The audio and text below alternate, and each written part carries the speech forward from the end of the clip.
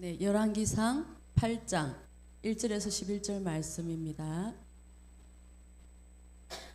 이에 솔로몬이 여호와의 언약궤를 다윗 성 곧 시온에서 메어 올리고자 하여 이스라엘의 장로와 모든 지파의 우두머리 곧 이스라엘 자손의 족장들을 예루살렘에 있는 자기에게로 소집하니 이스라엘 모든 사람이 다 에다니멀 곧 일곱째 달 절기에 솔로몬 왕에게 모이고 이스라엘 장로들이 다 이름에 제사장들이 궤를 매니라.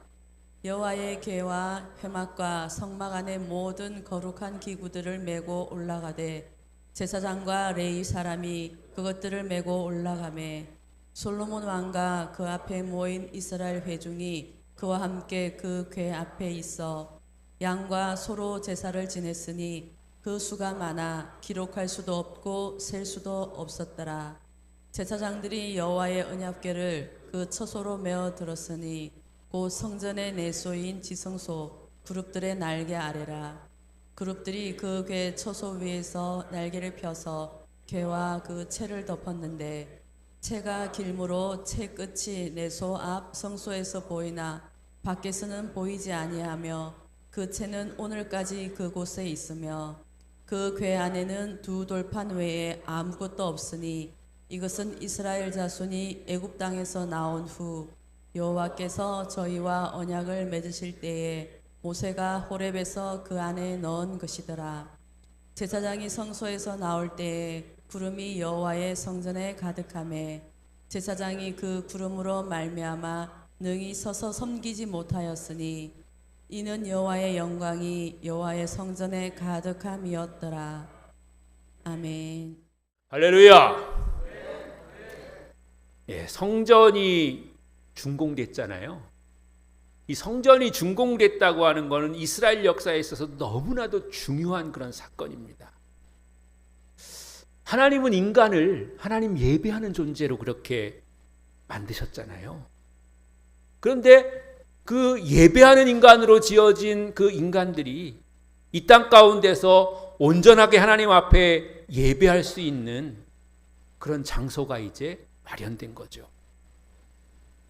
더 나아가서는 성전을 지을 때 우리가 함께 알아봤지만은 성전 안에 있는 그 모든 기구들이 하나하나 다 하나님의 뜻이 그 가운데 숨어 있고 들어 있잖아요. 그렇기 때문에 우리가 성전에 나아가는 사람들은 그 성전에서 하나님의 뜻을 깨달을 수가 있는 거죠. 오늘 새벽에는 성전에 올라가며 부르는 하나님의 찬송을 우리가 함께 배웠습니다.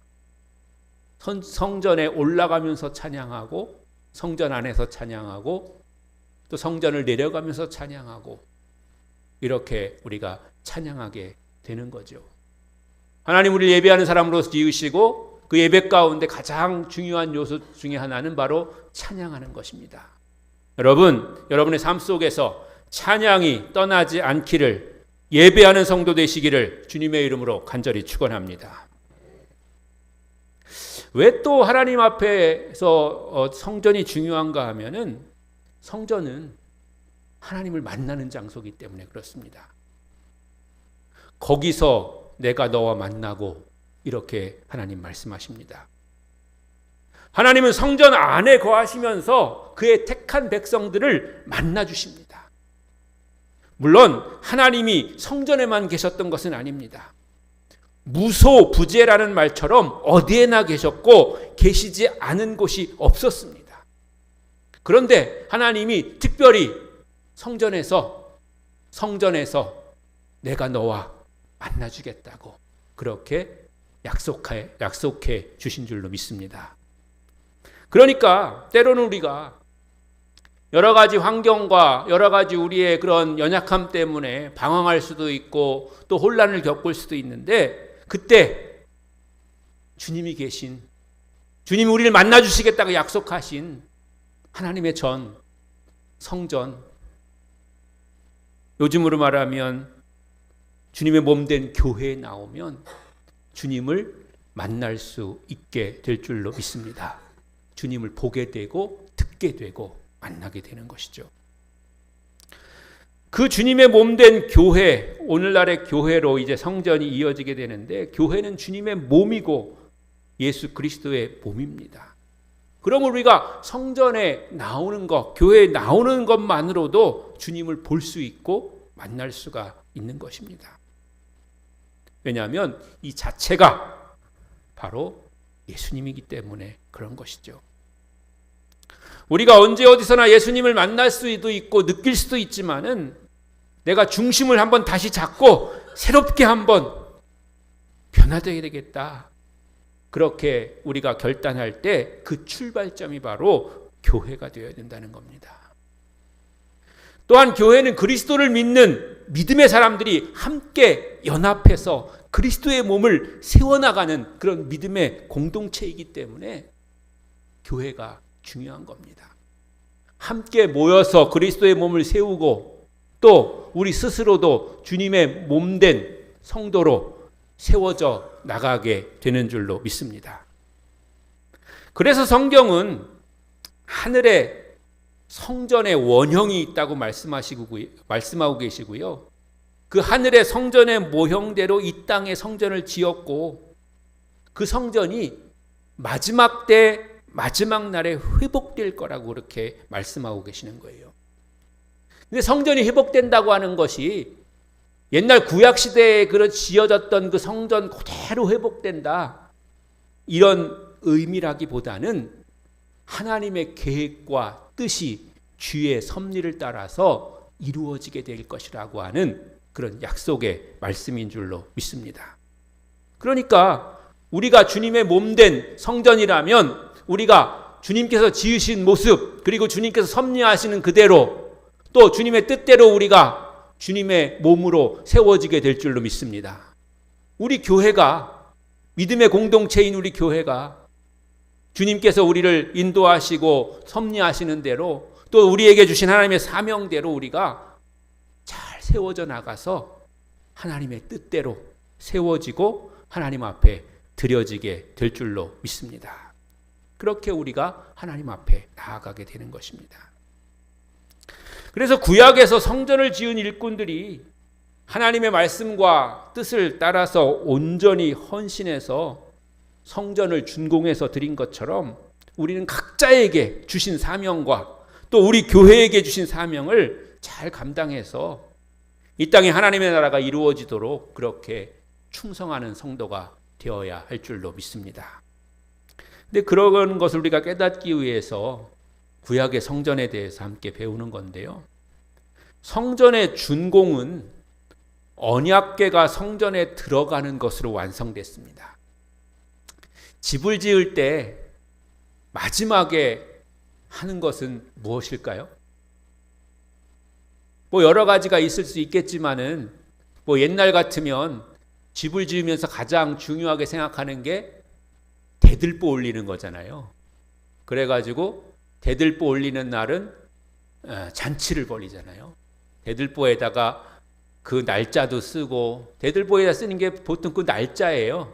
그걸 이제 상냥식이라고 하는데, 그 대들보를 올리는 날짜와 또 자기가 쓰고 싶은 그런 글귀도 쓰기도 하고, 그렇게 해서 이제 올리게 되는데, 그때를 굉장히 중요시하게 되고, 현대의 건물들 가운데는 그 표지석이라고 해야 될까요? 그거를 이제 마지막으로 이렇게 붙여놓음으로써 준공일이라든지 아니면 기념될 만한 그런 것들을 이제 써서 붙이기도 하고, 그런 것들이 이제 중요하게 여기기도 하고 마무리 단계 하는 그런 일인데, 성전을 준공하고 나서 마지막에 마침표를 찍는 것은 다른 것이 아니라 언약궤가 성전으로 들어가는 것이었습니다. 그것이 완성이었습니다.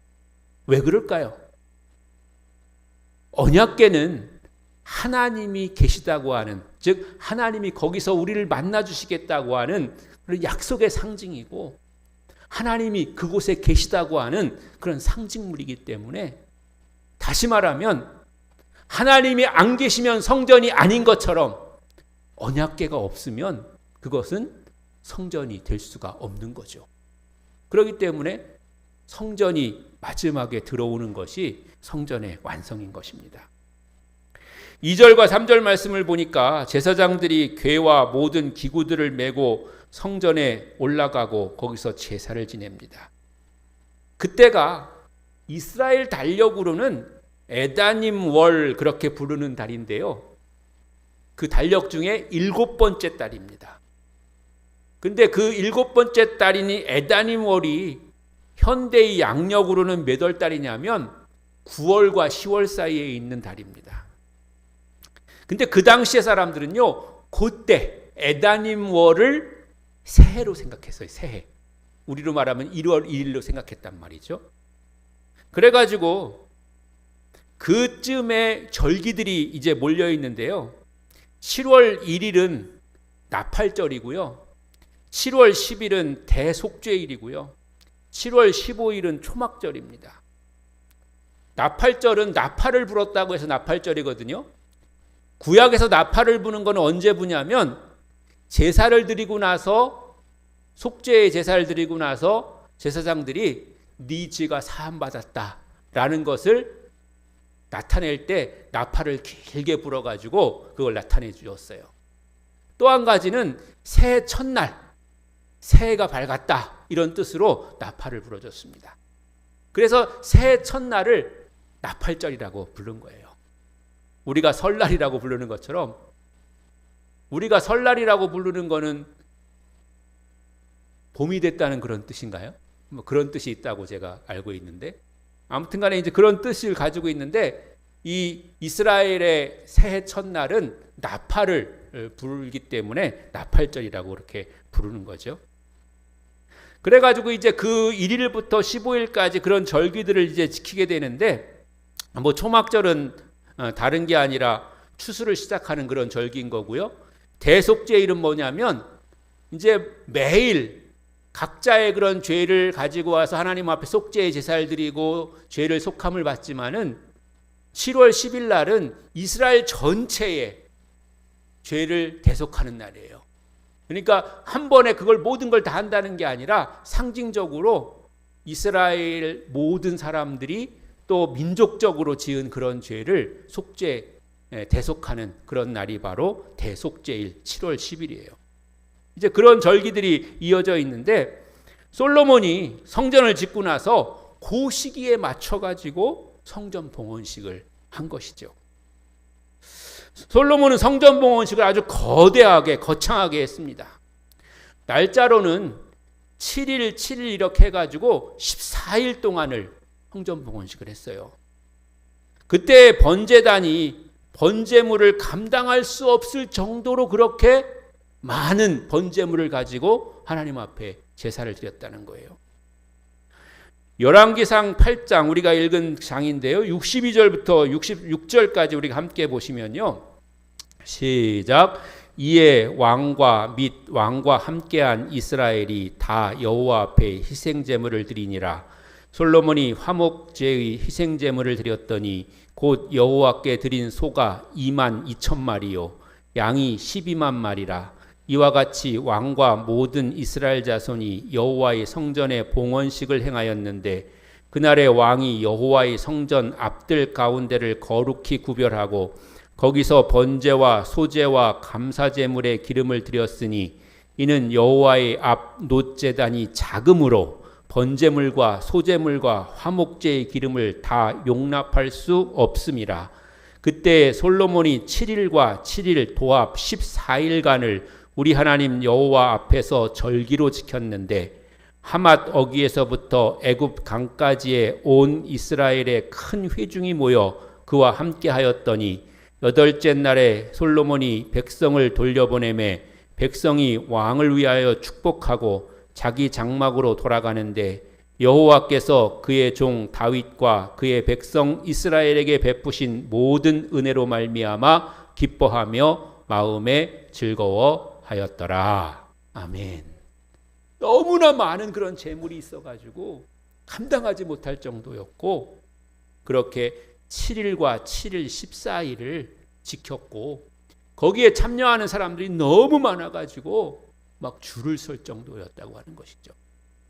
오늘날로 말하면 사람들이 너무 많이 와가지고 앉을 자리가 없을 뿐만 아니라, 그래서 줄을 길게 서가지고 저 독립기념관까지 꽉 차가지고, 그렇게 독립기념관에 사람이 많이 와가지고 우리 주차장에다 세우는 게 아니고 그런 일이 많죠. 우리 교회에 오는 사람들이 많아가지고 독립기념관 가서 막 세우고 오고, 그런 날이 오기를 축복합니다. 제가 얼마 전에 독립기념관장님하고 잠깐 얘기했는데 제가 그 얘기했거든요. 독립기념관 사람 너무 많이 와가지고 우리 교회에다 차 세우고 그래가지고 아주 불편하다고 그랬더니 주차장을 늘리겠다고 그러더라고요. 그래서 뭐 이거 괜찮은데 어쨌든 간에 그런 일이 있다고 제가 말씀드렸죠. 아무튼 간에 이제 그런 이제 일이 성전 봉헌식 때 있었다고 그렇게 말씀해 주고 있는 것입니다. 솔로몬이 성전을 지은 기간도 근데 7년이었어요. 왕이 되고 나서 4년 2월 2일에 시작해서 11년 11월 8일 날 완공했습니다. 11년 8월에. 그러니까 7년 동안 성전을 지어서 완공하고요. 그리고 나서 그 다음에 7월 7일간 준비해서 또 7일간 봉헌식을 거행한 거죠. 7자가 많이 나오는데 성경에서 7은 완전수를 말합니다. 세상에서는 7을 행운의 숫자라고 그러는데 성경에서는 완전수를 이야기합니다. 성전의 완전성, 구원의 완전성을 말해주는 것이죠. 하나님의 성전, 하나님의 교회, 하나님의 성도는 완전해야 됩니다. 현실적으로는 사실은 그렇게 완전하게 되는 게 불가능하죠. 근데 우리가 잘해서 완전하게 되는 게 아니라 하나님 앞에 나아가면 하나님이 완전하다고 그렇게 인정해 주시는 거예요. 현실적으로는 불완전하지만 부족한 게 많지만 하나님은 주 앞에 나오는 주의 백성들을 완전하다고 그렇게 인정해 주세요. 그래서 하나님의 뜻 안에서 마음껏 주의 뜻을 이루면서 살도록 우리를 도우시는 거죠. 그러므로 우리는 하나님의 완전에 이르도록 힘써서 주의 뜻을 따라서 그 길을 가는 그런 충성된 성도가 되어야 될 줄로 믿습니다. 주님이 이미 우리를 완전하다고 그렇게 인정해 주셨기 때문에 우리는 완전을 향해서 나아갈 수 있는, 즉 완전하게 가는 길이 다 열려 있는 거예요. 확보되어 있는 거예요. 그러므로 우리가 믿음으로 나아가기만 하면, 주의 말씀대로 순종하기만 하면 우리는 주의 완전함으로 나아가는 그런 성도가 될 수 있는 줄로 믿습니다. 또 봉헌식에는 찬양하는 소리와 악기 소리가 온 천지를 진동하게 만들었습니다. 역대하 5장 11절로 14절의 말씀입니다. 다 함께 읽어보시겠습니다. 시작.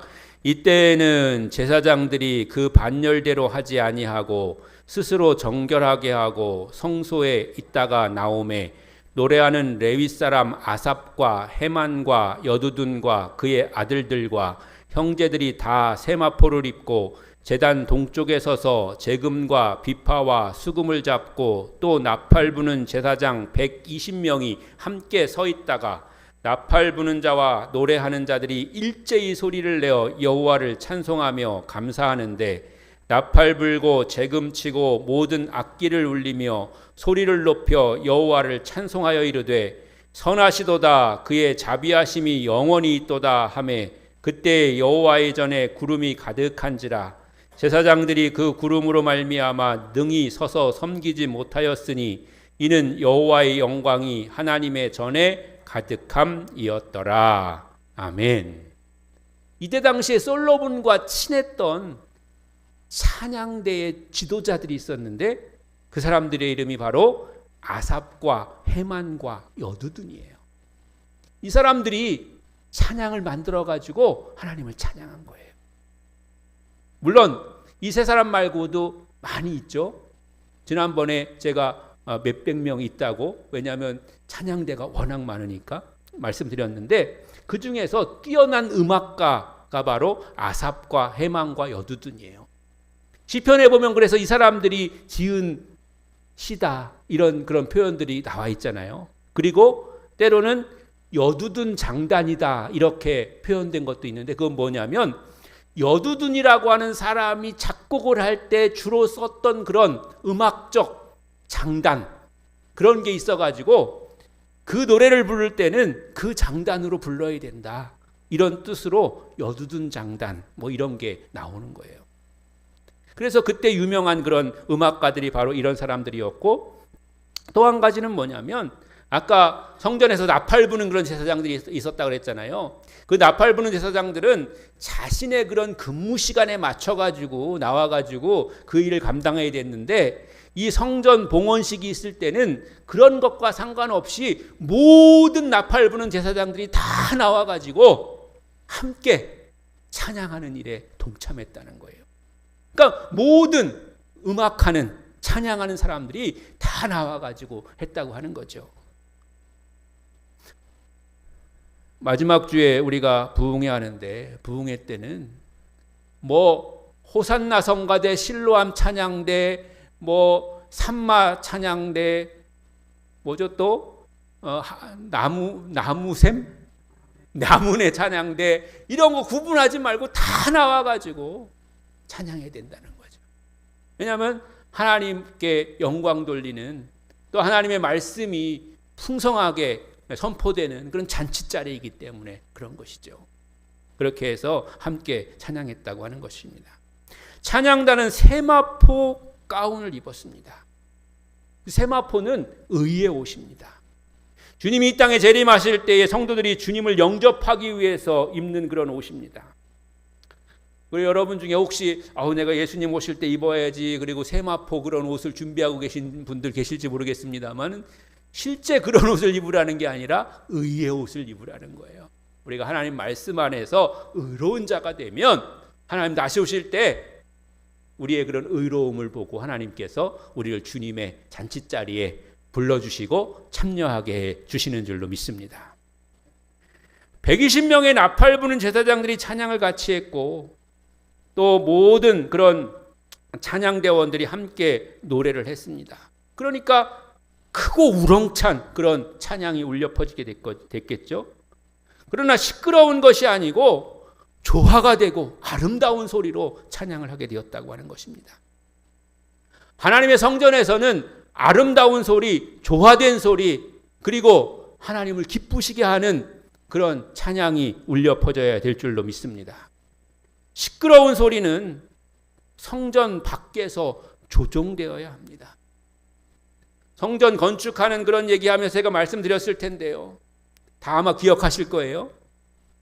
성전을 위해서 재료로 준비되는 그 돌은 성전 뜰 안에서 만들어져서 쌓아지는 게 아니라 저 멀리서 다 다듬어져서, 다 다듬어진 게 성전으로 가지고 들어와서 쌓게 된다는 거예요. 왜냐하면 성전은 다듬는 장소가, 시끄러운 장소가 아니어야 되기 때문에 그런 것입니다.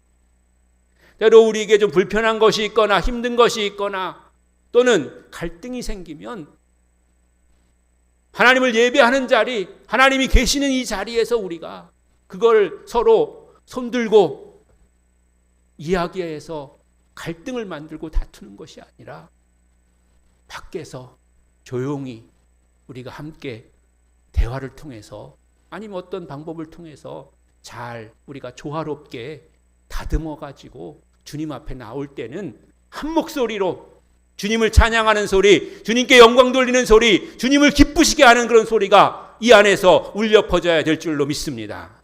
하나님 우리를 그렇게 하기를 원하시는 거죠. 그리고 그렇게 하는 성도를 하나님께서 기뻐해 주실 줄로 믿습니다. 마가의 다락방에서 120명의 제자에게 성령이 임하실 때에도 한 곳에 모여서 일제히 기도할 때에 하나님의 영인 성령이 각 사람 위에 하나씩 임하여 모두 다 성령의 충만함을 받고 성령이 말하게 하심을 따라 다른 언어들로 말하기를 시작했습니다. 그런데 그 안에서 혼란이나 분열이나 시끄러운 것이 없었습니다. 각자 기도하지만 한 성령 안에서 하나가 되었고, 받은 은사를 가지고 각각 다른 언어로 말했지만 그들이 말하는 모든 언어의 내용은 예수 그리스도를 증거하는 복음이었는 줄로 믿습니다. 그렇기 때문에 한 가지 말로 말하는 것과 다르지 않았다고 하는 것이에요. 그렇기 때문에 누구도 거기가 불편하지 않았고 그것이 어색하지 않았고 그걸 통해서 하나가 될 수가 있었다고 하는 것이죠. 하나님 안에서 다양한 소리가 있지만 서로 조화롭게 어울리고 그래서 더욱더 아름다운 소리가 나게 해야 될 줄로 믿습니다. 다양한 성도가 함께 모인 교회도 그래야 됩니다. 다르지만 함께하고 함께할 때 더욱더 아름답고 조화롭게 하나님 안에서 나타나야 될 줄로 믿습니다. 또 하나님의 성전이 완공돼서 봉헌할 때에 특별히 법궤가 옮겨지고 찬양이 울려 퍼질 때에 구름이 성전을 덮어서 일할 수 없을 정도가 되었다고 그렇게 말하고 있는 것을 볼 수가 있습니다. 여러분, 우리가 구름 하면 이스라엘 백성들이 40년 동안 광야길을 걸을 때도 구름 기둥이 늘 백성들을 인도했고 그 구름 기둥이 뜨거운 태양을 막아서 지켜줬습니다. 구름은 이스라엘 백성들에게는 안전하게 인도하시는 하나님의 은혜였습니다. 그러나 하나님을 알지 못하거나 하나님의 백성들을 괴롭히고 방해하는 애굽 사람들에게는 어둠이었습니다. 바울은 이스라엘 백성이 홍해를 건너고 구름 기둥 밑에 있었던 것을 세례받은 것이라고 그렇게 상징적으로 표현하기도 했습니다. 시내산에서 모세가 십계명을 받을 때에도 구름 기둥이 덮였습니다. 법궤 위 속죄소 위에도 구름 기둥이 떠올랐습니다.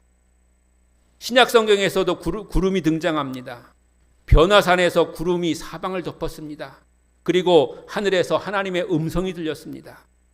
말할 때에 호련히 빛난 구름이 그들을 덮으며 구름 속에서 소리가 나서 이르되 이는 내 사랑하는 아들이요 내 기뻐하는 자니 너희는 그의 말을 들으라 하시는지라.